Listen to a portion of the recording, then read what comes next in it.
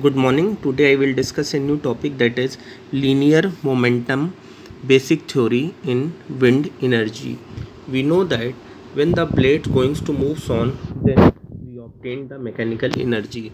So how the wind comes on the surface of the blade in the wind turbine. So it is basically assumptions of how the linear momentum basic theory held in wind energy.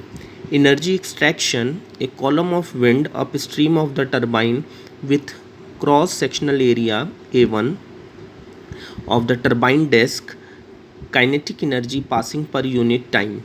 It means that a wind stream of the turbine, a cross sectional area of A1 of the turbine disk, kinetic energy passing per unit time, that is P naught is equal to half rho A1 V naught U naught into U naught square, that is equal to half rho A1 U naught cube. U naught is square and U naught, that is U naught cube, half rho A1. So we know that kinetic energy, that is equal to the half mv square. So if total energy that passing through kinetic energy, we know that half mv square, so m is equal to rho upon v. So here we calculate into the cross sectional area, so this p is equal to p naught half rho a1 u naught cube. Here rho is the air density, u naught the wind speed. This is the power in the wind at speed u naught. Suppose that the wind flow across this cross sectional area at a velocity of u naught and its cross sectional area a. So the total power in the wind at speed u naught, that is equal to half rho a1 u naught cube. Mass of column rho a v naught, this is the total mass of the column. Kinetic energy is equal to half rho a u naught into u naught square. We know that air density rho depends weakly on height at meteorological condition. The density is at a height that is very low and it is totally depend upon the meteorological condition.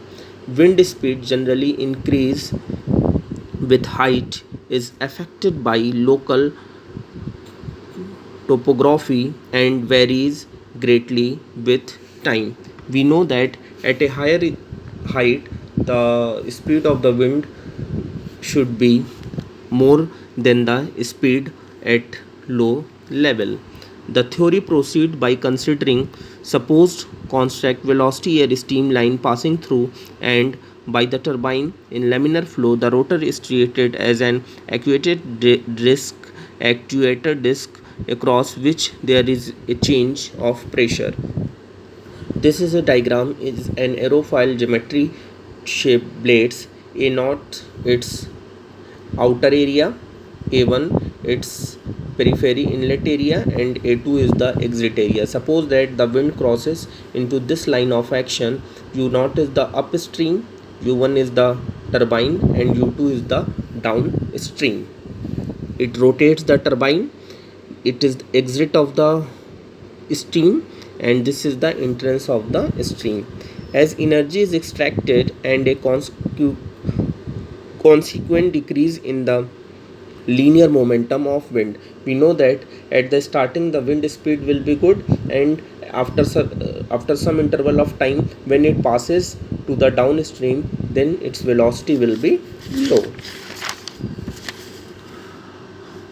Area A1 is the rotor swept area, and area A naught and A2 enclose the stream. It means the different cross sectional area at inlet, exit, and at the throat. We consider the different areas A1, A2, and A naught enclose the stream of constant air mass passing through. A2, A naught is positioned in the incoming wind front unaffected by the turbine. A2 at the position of minimum wind speed before the wind front reforms downwind. A0 and A2 can be located experimentally for wind speed determination. Such measurement at A1 is not possible because of the rotating blades. It means that in the above consideration that at the surface of the aerofoil it consists of three different areas: at entrance, at exit, and at the surface of the rotor, by which the turbine is going to be moves on. The force or thrust F on the turbine in the direction in momentum per unit time from the air mass flow rate. Suppose that m naught is the mass flow rate, then F is equal to m naught u naught minus m naught u2, initial velocity minus exit velocity of the stream. So power exerted by the turbine, we know that power exerted by the turbine, that is F into its entrance velocity, inlet velocity of the wind. So F into u1, F value is m naught u naught minus m naught u2, this value into u1. So this is the power extracted by the turbine. Next, loss in energy per unit time from the air stream is the power extracted from the wind. We know the at inlet the entrance energy of the wind, and at the exit the loss energy per unit time of the air stream is the power extracted from the wind. We have to calculate the total power extracted by the wind, so it will depend upon the air velocity at entrance and the after the blades going to be rotate at exit, the velocity of the wind at exit position we calculate. So by this two, entrance and exit, we calculate the total power of the wind. So Pw is equal to half m u naught square minus u2 square. It means that this is the total power from the wind, m naught u naught minus u2 into u1, and we know that kinetic energy u naught square minus u2 square, inlet velocity minus exit velocity, change of velocity, that is the entrance velocity, that is the exit velocity of the wind. So initial velocity minus final velocity, entrance minus exit velocity. So this Pw is equal to half m naught u naught square minus u2 square. Comparing the equation number 1 and equation number 2. So total power by the turbine, that is only depend upon the how much the power developed by the wind, because this power of the wind, it is to be converted into the rotation of turbine power. So this equation is totally symmetrical to the wind power. So Pt is equal to Pw. So this u naught minus u2 into u1, mm cancel for both side, is equal to half m naught cancel हो गया, u naught square minus u2 square. So from this two equation, both are equal. Simplify this, u naught square minus u2 square, open the bracket, u naught minus u2, one bracket, u naught plus u2, this u naught minus u2 cancel out. So from this we can calculate u1 is equal to half u naught plus u2, this value, this u naught minus u2 is cancel out, so u1 becomes u naught plus u2, this half will be in this bracket, not this bracket. So half u naught plus u2, total u1 entrance velocity is totally depend upon u naught plus u2. This is the equation number 3. u naught is the total inlet velocity, u2 is the exit velocity, so u1 is the initial velocity. This, according to linear momentum theory, the air speed through the activator disk cannot be less than half the wind speed, the mass of air flowing through the disk per unit time. So the air speed through the activator disk cannot be less than half of the wind speed. It main purpose of that, the turbine is going to be rotate when the total activator disk velocity cannot be less than the half of the wind speed. So we know that m naught mass flow rate, that is equal to rho a1 into u1. Pt, that is the turbine power. In the equation we here turbine power Pt is equal to m naught u naught minus u2 into u1. From this equation, with this value of m naught put here, rho 1, that a1 u1 into u1 u1 square minus u naught minus u2. Put the value of u2. अब ये जो u2 की value है वो इस equation से by simplifying this u2 that is 2u1 minus u naught. Put this value in this equation. So u2 is value according to this equation. Put the value of u2 is here. So this value 2u1 minus u naught. So total turbine power, that is rho a1 u1 square u naught minus 2u1 minus u naught. Simplify this.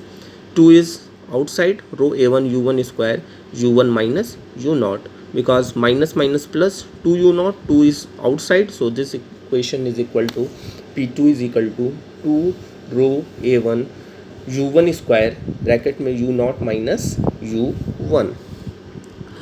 The interference factor as the fractional wind speed decreases at the turbine.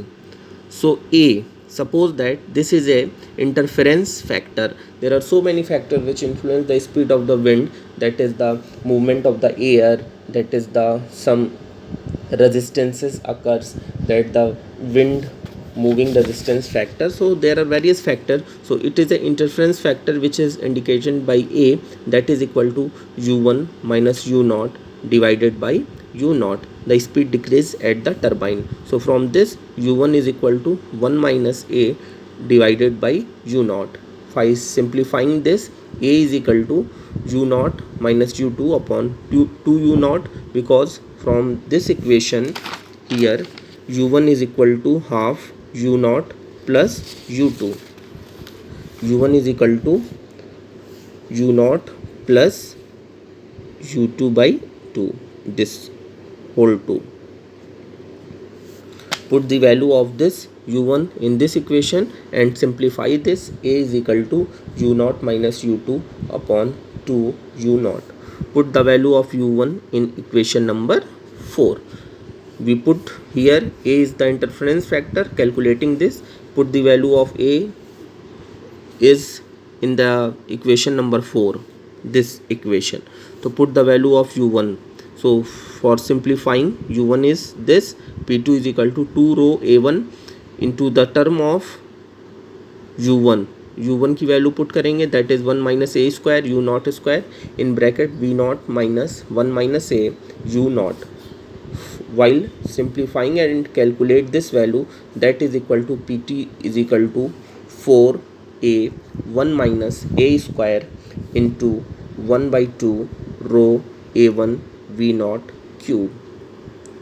Comparing this equation, above equation we considered about Pt is equal to Cp into P naught, where P naught is the power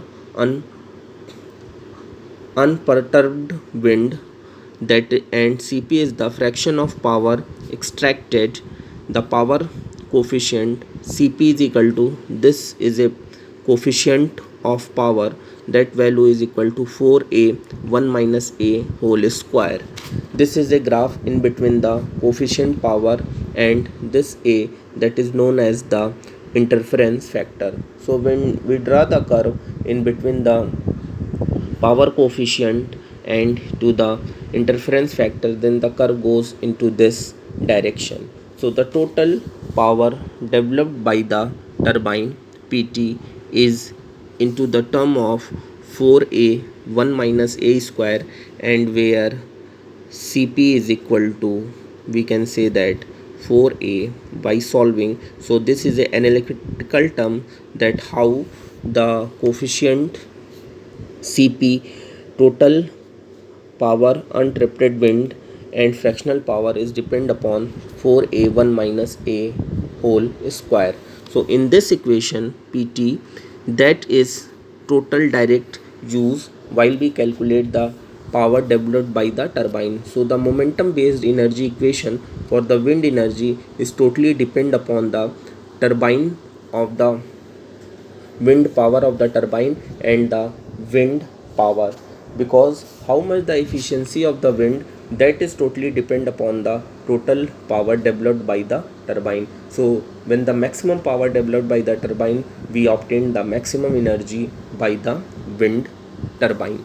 So in this video we discuss an analytical approach of the wind energy and linear momentum energy equation for the energy extraction from inlet and exit of an aerofoil. So in this video we discuss about the total linear momentum basic theory for the wind energy.